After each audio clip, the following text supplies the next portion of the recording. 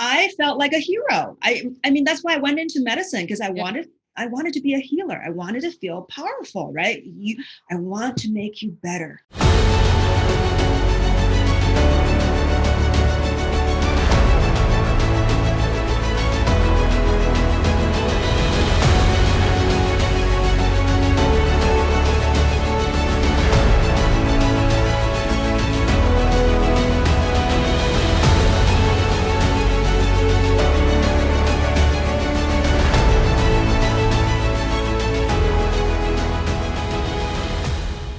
Hey there, welcome back to another episode of American Snippets. I'm your co-host, Barb Allen. Very, very excited to be sitting down today with Joy Kong.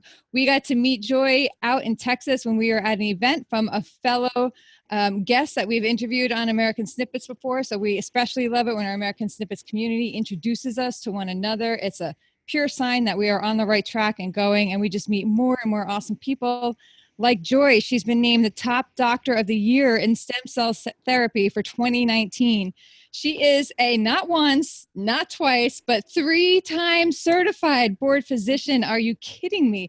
In the fields of psychiatry, addiction medicine, and anti-aging and regenerative medicine.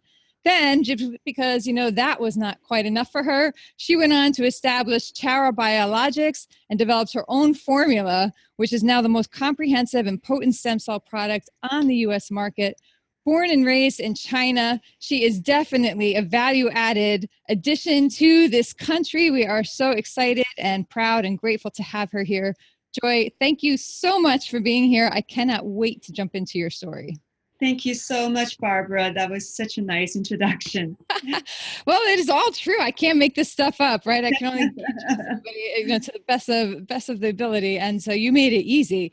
So let's get going. You have a huge deal of information about you. And when I got to meet you and everything that, when I dig in, I start doing the research, one common theme. I mean, if your parents did not manifest the joy that comes out of you or create it in your name, I mean, they could not have picked a better name for you, I think, because everything you do is 100% centered on that. I like to think, I'm not a big fan of my name, Barb. What's a Barbara? I don't know. I struggle with that, right? But you're Joy, and you just stepped right into it, and you just you personify the word and everything you do, even naming your company and your product after it.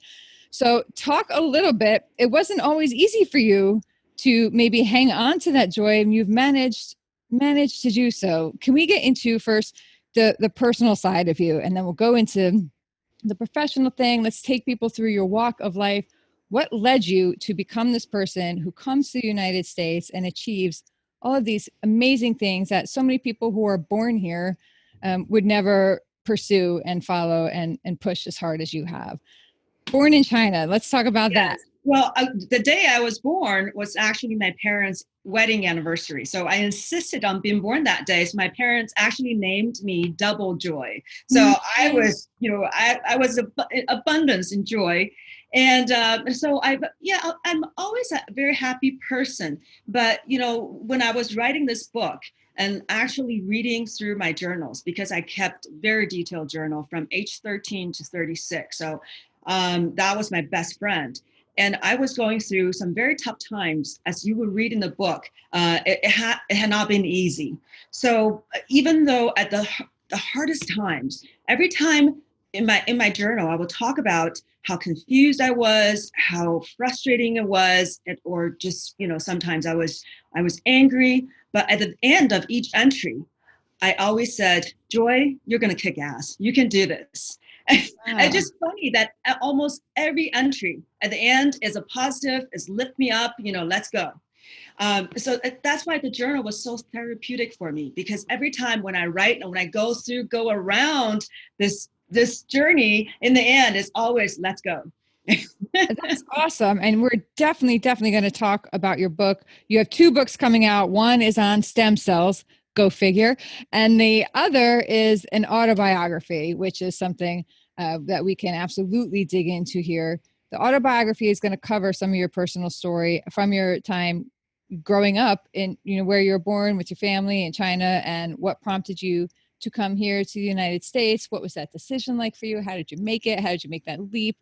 How did that all go? So talk about, you were raised kind of in an not unusual, like kind of crazy, but certainly not a normal, like typical environment, right? You were raised on one of China's top universities and surrounded. Yes. My dad's a professor. I was born and I went to elementary school, high school. Everything was done on that university campus. So that really, that was a home environment for me. So very intellectual environment, very polite, and diverse, because people from all over the country would be there. So it's a little microcosm of China.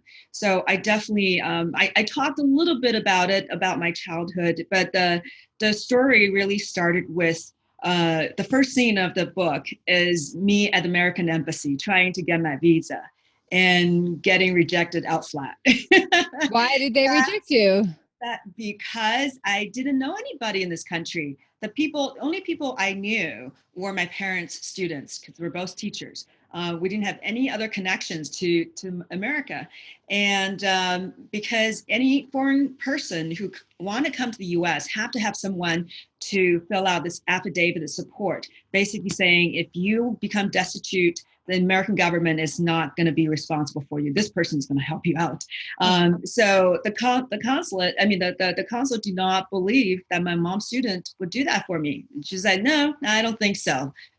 So even though I got a nice scholarship from Clark University, that didn't matter. He just said, he stamped my passport, denied. So that's how it started. Wow. Welcome, Joy.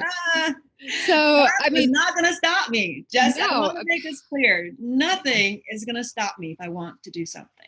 I figured that out about you within the first 10 minutes since I met you. So what even made you decide that you wanted to come, leaving anybody? I spent a year in another country when I was a teenager, as an exchange student, and that was great and it was fun, but it was like terrifying for me. And I missed this, our country, and it was hard for me to never have our own, there were just like comforts of home that you miss and all that. So I don't think it's easy for anybody, no matter how exciting it is, to just leave one home and go to another. How was that for you? Like, what was so strongly driving you to come here? I think, I grew up in a changing times in China. So when I was maybe 12, that's when I first entered junior high.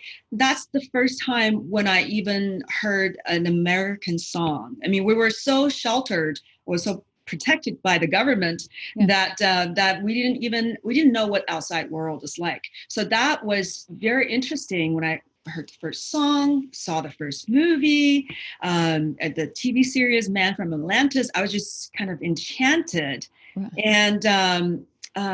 And then, there's a sense of, things seem to be more possible in another country. There's something that's they're doing something better than what we're doing. I thought China was the best at everything before we actually open the door and see what's outside. So I was like, what, they did better? So I want. I can't have that. Oh no, I'm gonna go. How can they be more advanced than us? Yeah. So I wanted to figure out.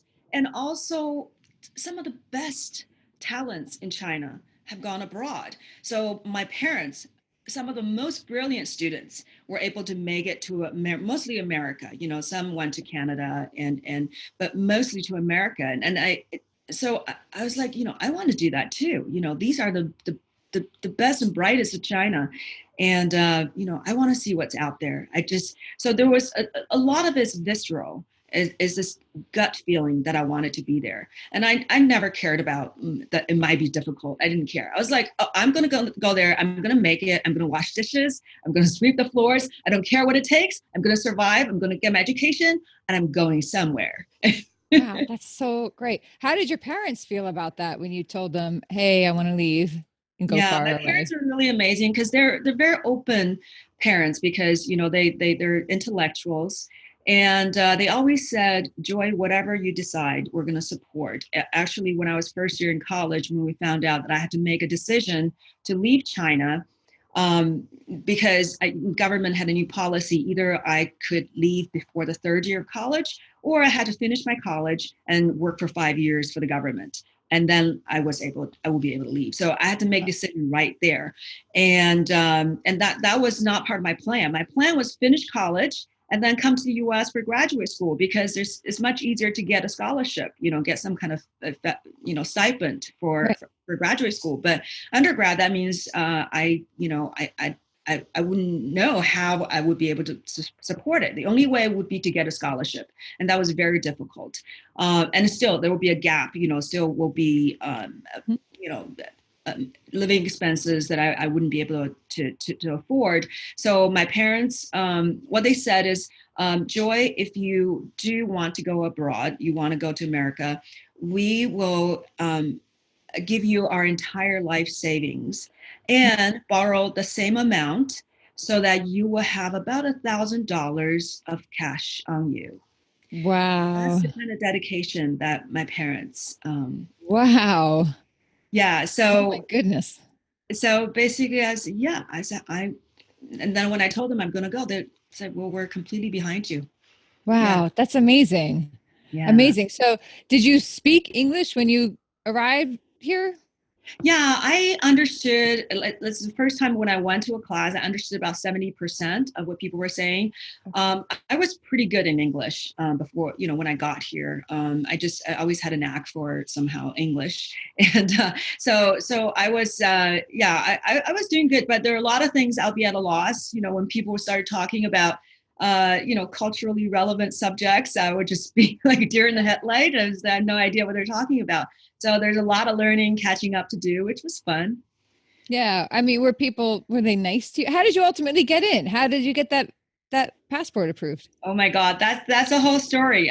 So it's very circuitous. Okay, first of all, the book, the first chapter, maybe that was the second chapter. So I was rejected and I got pissed off that someone would reject my application when it was not because I wasn't good enough, just because I didn't know anybody. My grades, I got a scholarship from a good university, and then they rejected me.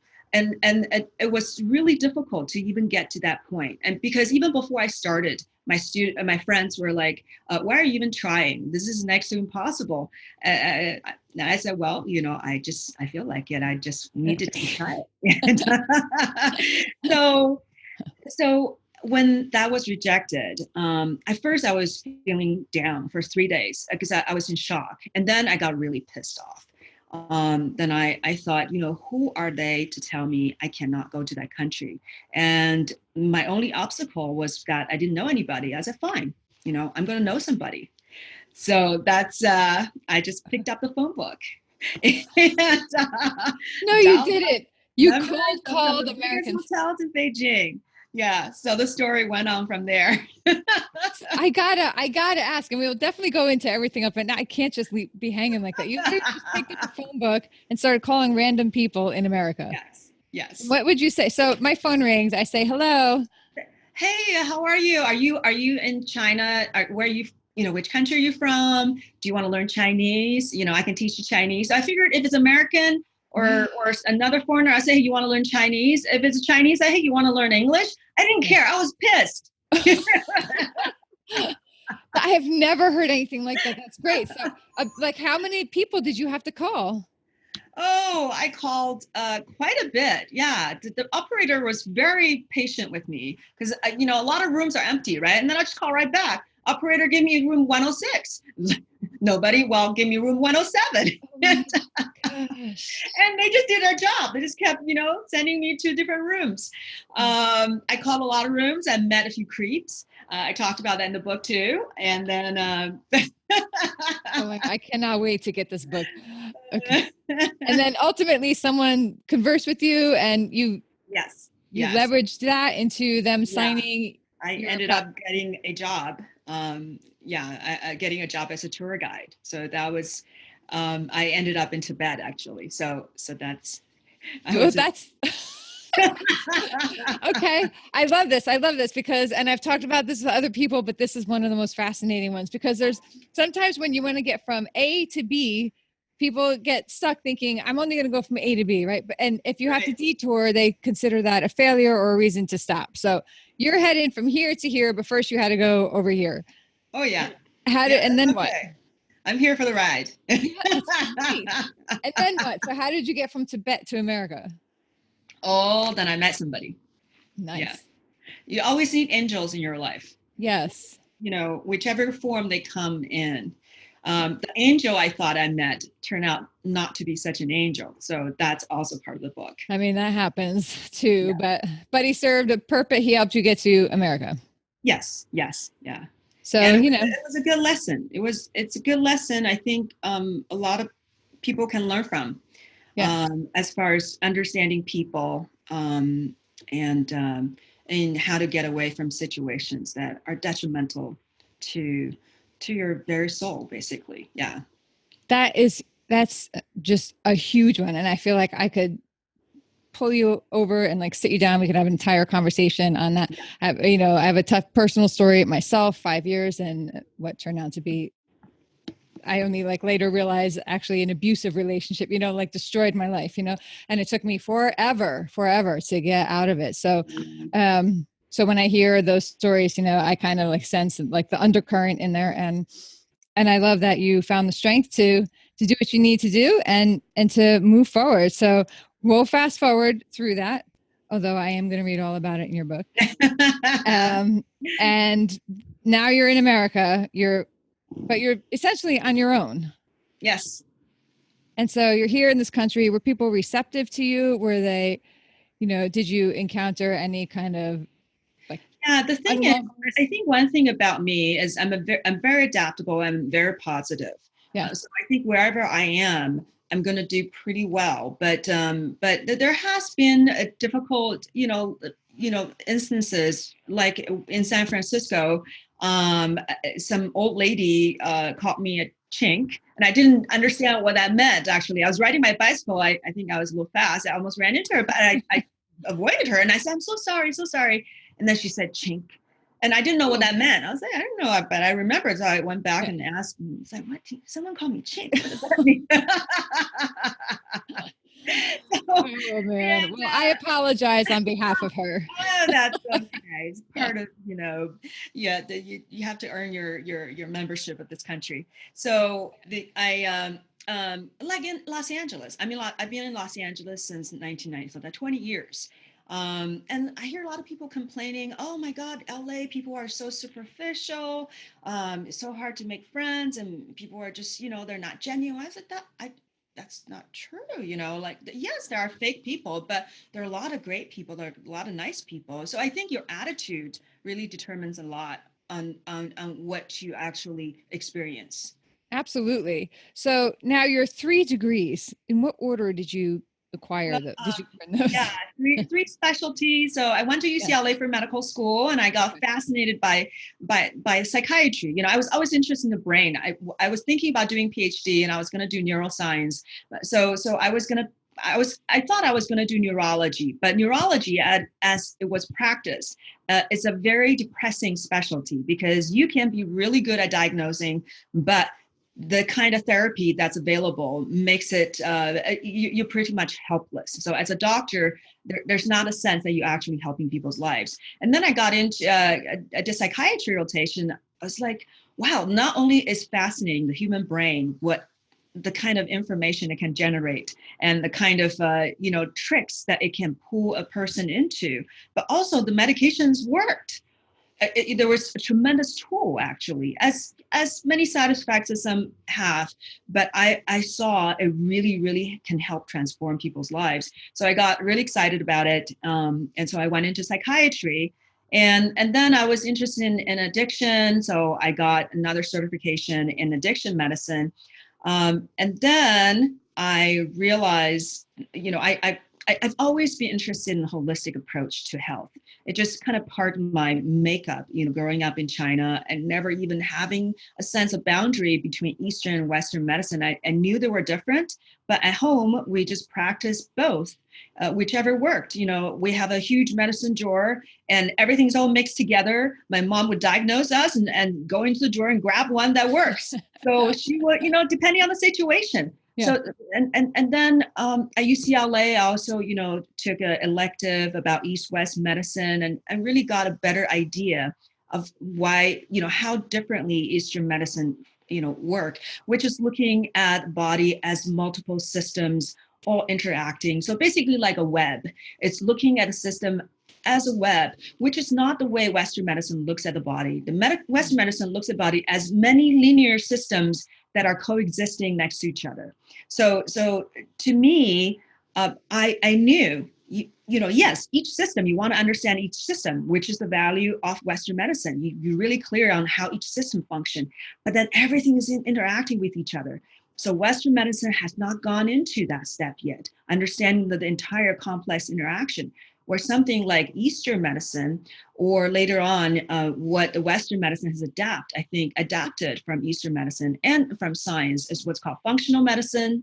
It's also called integrative medicine or anti-aging medicine. They're all like different branches of the same philosophy, which is looking at all different factors that can affect multiple systems. So you get to become very holistic, although it's still based on science. So that's what I liked about these branches of medicine, is that you utilize the holistic approach from Eastern medicine and some of the herbal formulas and some of the thoughts about different systems, but then all their evidence and all their practice is based on science. So that's what I got really excited about, and then and went into anti-aging and regenerative medicine. So the regenerative part is probably the most exciting because it's transformative. It's a paradigm shift. We had never before used intelligence to heal people. This is the first time we're actually giving you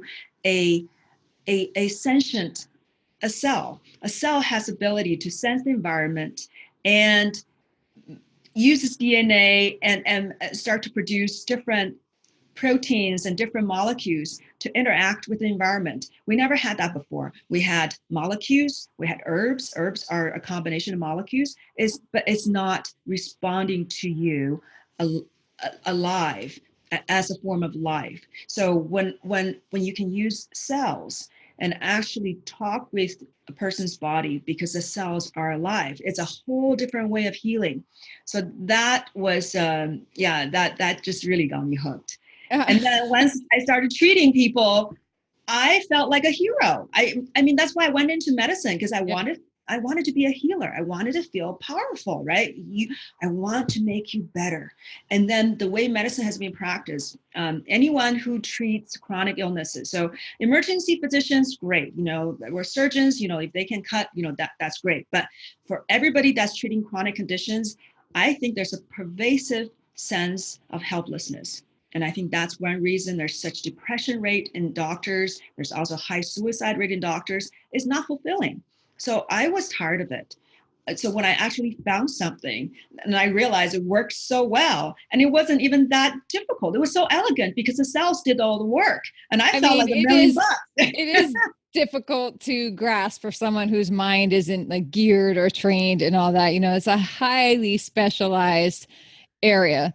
So, don't downplay what you have to have going on for you and work at to understand. It is something when you get down into the nuances, the basic common concept is something I think most people can grasp. But then when you start breaking it down into cells communicating and how they communicate and all that, I think like it's just sensory overload for a lot of people because we all have so much going on and all, and all that. And so it's just like a bombardment of such in-depth, complex information, which is fascinating, but it's a lot. It's a lot, and how you've taken it and specialized with it.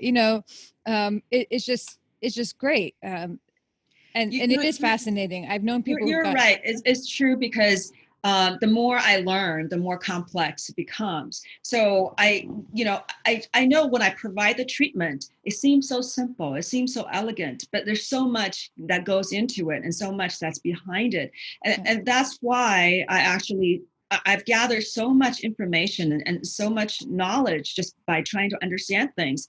And then I realized most doctors who are providing stem cell therapy don't even have that knowledge. That's why I founded the American Academy of Integrative Cell Therapy. I thought I better get this knowledge out. It can't just end here. I want everybody to know about it. People are doing therapy without really understanding enough about the science and the nuances, and there's so many factors that go into it. So that's how I started teaching. So I was and that's exactly it. Even doctors, I think you're given, and not all doctors, but in any profession, right? You're given a tool. You're told, hey, this is going to address that issue, and maybe you don't necessarily understand the nuances of that tool, or how every person individually is going to respond to that, because people have to respond, have different things about them that are going to mean that they respond in some kind of different way. I would imagine there's no universal response to stem cell therapy no universal application. So that's what I mean. You have to take the time, when as a patient who's had a ton of issues and had to go to the doctor and had family, and it's very common to see a doctor, even if they care, that maybe they're just overwhelmed or overburdened, but they come in and they're like looking around here, around there, and not listening. And when you don't pay attention, for some, it's so great to hear how you dial in, and I could tell how your energy and focus must be on that specific patient and that specific treatment. And I love that you there, as a professional, credible, certainly accomplished, are now talking to other doctors. Do you know, as a patient, how refreshing that is to hear that that there's a voice out there saying, hey, doctors, like, there's ways, and pay attention and stop and take a breath and really understand and care about what you're doing. What's the reception you get in general from other medical professionals? Are they open to hearing from you? Yeah, I have to say there are some people who are extremely open, and these are usually the doctors who are already doing forms of therapies that are not typically, employed by the traditional medical upbringing. So these are doctors who are already practice integrated medicine, functional medicine, anti-aging medicine, all that sort, and also some orthopedic, doctors are more open, and I would say possibly plastic surgeon, not so much, but I think they're still a little. It's going to take some time, but as far as vast majority of doctors, 90%, if you ask them about stem cells, they will say, "Oh, there's still not much evidence out there." Yeah. When I teach the courses, people take over 200 papers with them. Wow. It's full of evidence. There's so much evidence, but no one is looking. So why do you think that is? Why do you think that they're like so easily? Okay. I didn't even realize how pervasive, I hope I won't get shot because of this, how pervasive pharmaceutical companies are in medical education and the entire, I found out about this later. I was very innocent and naive when I was at UCLA, studying medicine. I believed in, that the government is doing everything they can to protect the public. And then I realized, how pharmaceutical companies had a big say in medical education, how many faculties members are connected to pharmaceutical industry, and how residencies, of course, the moment we got in residency, all these pharmaceutical companies they're targeting us right away, taking us out to dinners, and later on that was banned, but they used to take, residents on trips and, to Las Vegas. Like, they do all kinds of stuff, right? To build that relationship and tell you how great their product is. And then you go to professional conferences, and who are the people who are, setting up the booth and supporting the conference? So these, when there's money, right, then there's certain power behind it. So when you rely on their money, and also FDA, so much FDA's budget comes from the pharmaceutical companies. And I don't know if you saw that the newest FDA commissioner just went on to go on, become a head of, work for a big pharmaceutical company. And that's a tradition. So it's not exception, it's a tradition. So that I think it's, there's little incentive to change the current system, right? Because it's working, because they're making tremendous amount of money But people aren't getting better. No. Yeah. People are dying. Yeah. People are actually dying. I see people suffering and dying needlessly. And there's still wonder. There's like, well, I don't know, stem cells not FDA approved. It's, well, I'm working on that, but you're going to rely on that to make your decision. Right. Your own life is at stake. But I see people make those kind of decisions every day, and they're entitled to, but it's sad. Yeah. Yeah, I imagine it must be when you know that you have something that has a high potential of helping them, and you're like restricted, you're prohibited from helping them when that's your nature. It's what you want to do. It must be very frustrating. That's a part of being a doctor. And any doctor will know throughout your career, there are people who don't want your help. Yeah.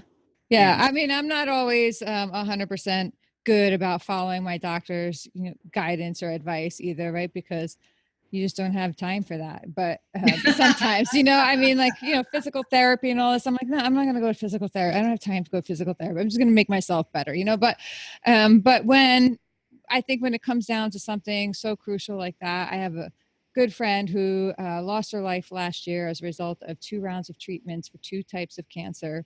And ultimately, it wasn't the cancer that killed her. It was a result of all the treatments that she'd been given. And I remember her specifically, her saying in one post, I don't want to be a guinea pig for the pharmaceutical companies, to make money on. She's like, I just want to get better. And she was frustrated. And it was devastating and difficult to see. So I think it's so important that we have people like you out here. And the irony of you like actually working so hard to come into this country, and you were rejected, and you just forced and pushed your way through. And I feel like you are one of those angels kind of sent to us, who's going to kind of pave the way for others and to make an impact in an area that is so important to be impacted. And you also find the time to donate your time and give back. You're on the board of one company at least, right? You're on the board of Verve. Yes. Yeah.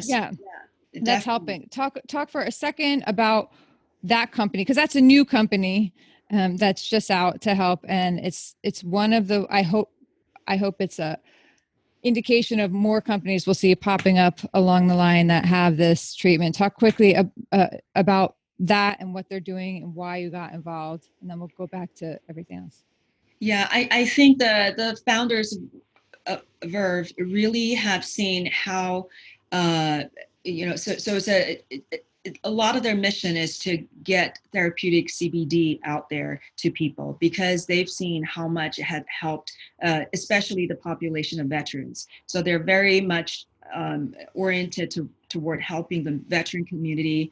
And I'm also a big supporter of the veteran community. I got my residency training at the VA, and I love working with veterans, and I married a veteran before. And, so I know that there are many alternative forms of therapy that can help these veterans. So one of the things that CBD was very helpful for is when people suffer from traumatic brain injury, PTSD, and anxiety, and that can be tremendously helpful. But it's helpful for a lot of all kinds of conditions. In a way, it's very similar to what I'm doing with stem cells. Both are kind of at the frontier and on the fringe, but eventually both are going to become mainstream. And both are incredibly powerful and very safe. But they're prejudices, different kinds of prejudice against both. So, and I actually think using both forms together to help these veterans will be very powerful. So that's one reason I got involved, because I believe in the therapy and I believe in their cause. Awesome. Do you find, do you have issues with insurance companies for patients that want to come for stem cell treatment, or no? Yeah. It's not covered by insurance. It's not covered by insurance. I would say 99% of the cases, I rarely would any insurance company cover it. This is, oh my gosh, isn't that maddening? I'm just angry hearing that. It's going to change, and I'm working hard at changing it. I'm trying to conduct, really high quality scientific research so that we can get FDA approval. Once we get FDA indication, then once they compare the cost to how much money they save because they're helping these patients, reducing their symptoms, long-term morbidity outcome. The insurance company can save a lot of money by investing a little bit of money in stem cell treatment. So eventually they can get smart. They will say, okay, yeah, you need to do this. It's going to take a while, but. Oh my God, Joy, could you take on a bigger mountain to climb? Hey. Wow. Before I went to Tibet, the guy that recruited me saying, this is a very dangerous mission. You could die because you're going to be trekking for 3 weeks in the Himalayas, and the road's very narrow. You're at, at least 12,000. We went up as high as 19,000 feet. And so there's not very much air. And then it's very steep. You're on the road, it's like one person width. So one misstep, you can die. And I was thinking, I think that's worth the risk. If I die, then I die. There's always a possibility of dying. So I've never even been afraid of death. So what do you do with a person who's not afraid of death? Right? My parents realized a long time ago because they used to hit me when I was a little kid, and they wanted to force me to say I was wrong. And then I decided, no, you're not going to beat me to submission. I'm just going to say I'm not wrong. And you can kill me because it didn't matter. You're not going to take my dignity away. So I have a different way of navigating life. So I really don't have a whole lot of fear. Wow. What would you say to somebody who, is kind of held in place by fear? Like, what if I invest my money? What if I quit my job and invest my money and my time into this thing that would make me so happy, and I fail and I lose everything? And that's enough to keep them rooted in place in a job they don't like, barely getting by. Is find your spiritual place. I think that's the key. If your spirit is the most important thing, everything external to you won't matter that much. I remember I traveled in India, and it was very cheap to live there. It's very easy to live there. And I was thinking, anytime, if I probably in America, I just go to India. I can live very easily in India. I don't need very much, $1 a day. I can live on $1 a day, and I'll be happy. It's a happy place. So I don't care, the money, it doesn't matter. So if you're secure that in the end, it's not going to matter because it's your spirit that you're trying to nourish. Wow. That's awesome and deep and great. And I love it. I feel like I could just talk to you on and on and on. Let's talk. What is the title of the first book, your autobiography that you're going to have coming out? It's a lovely title. It's called The Tiger of Beijing.